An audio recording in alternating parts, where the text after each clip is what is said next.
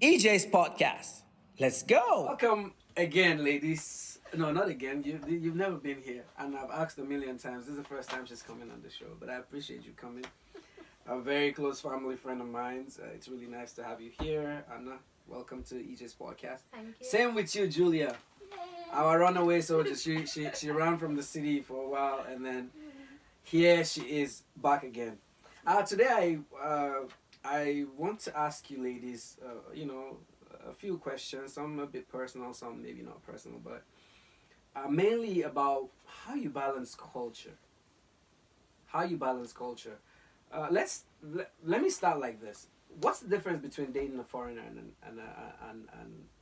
a local, for example, a Finnish person? What would you say is a difference for you? I think it's about learning new things. Like even 7 years down the road, Yeah. I'm still learning new things and I'm teaching new things. Mm. So there, like, you can never be in a place where you will know everything about the other person. Like, Yes. there will always come something, Some new and things. then you don't know, like, you don't know where he comes from or where the idea is or where the way he thinks, and that's the challenge. Like, you cannot know the other person completely. Sure. That's actually very correct. Now when you said it, some days I look at my wife, I'm like, do I really know you? I'm gonna get in trouble, but yeah.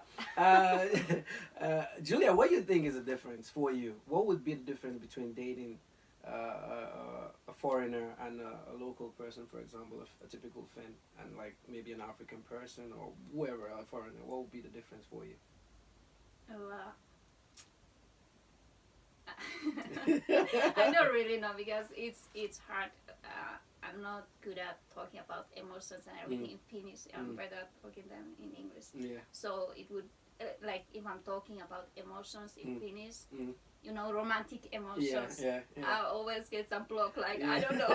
What do you have to say from that? Yeah, how Yeah. I impress myself. Yeah. So I think that would be the first challenge, and then like it would be easier to talk with a foreign person about emotions. Yeah, things.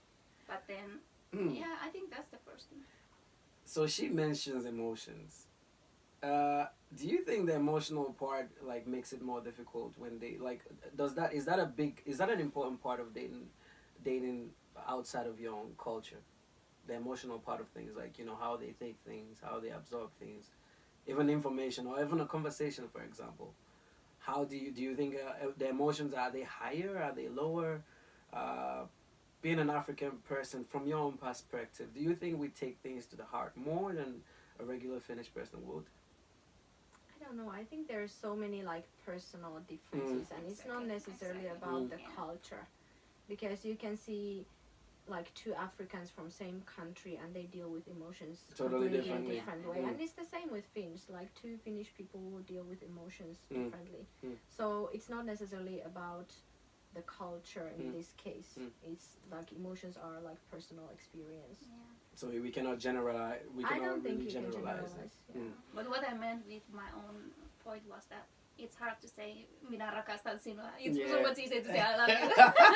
So You you find it understand? easier to say it in English than you would say. Much easier. But why is that though? Would you say that's because it carries more weight or it's more valuable when you say it in Finnish, so you'd rather say it in English because it might be like just basic? Why is that? Why is it more easy? Why is it easier for you to say it in English than it will be for you to express it in Finnish? I think I haven't had those experience with Finnish people where we impress emotions. Get into it all the way deep that way. Yeah. The funny thing is, I had a guest previously who was a Finn and never dated a foreign. She's never dated a Finnish person, and I find that very surprising because it's like when she was talking, a lot of things were going through my head. Like how do you get to that point where? Of course, she cleared it up by saying that she's an international person. She's open to different people, irrespective of who they are, where they're from. But still, it kind of made me understand that maybe is it that the African culture, is it that she embraced? Do you think she embraced African culture to the max, or it's just something new and she's just enjoying it. She doesn't want to think about something else. That's a tough question, because I like, even if I try to think about the last time that I have been involved with another Finnish person, it's years ago, and it can be even up to a decade. So it's difficult, and like it's just difficult to say. So it's hard to really, because I think it depends on the people you grow up with and the friends that you have when you grow up. So it's If more you about your grow circle. up, if you grow up with having only Finnish friends, then it's natural that you date Finnish guys. But then if you grow up in a place where you have friends from all over the world, then it doesn't like the. Yeah, you have a different mindset. It's when it comes about to the dating. person, not the. Yeah, not what they look like. Or Yeah. that's very, very interesting. Julia, to you now. What's the biggest cultural shock that you've experienced? You know, while maybe when dating a foreigner. What's one of the biggest cultural shocks that you, something that you guys never do here, and the person all of a sudden like they're doing it, and you're like, what? I think it was about, having so much, like, okay, believing so much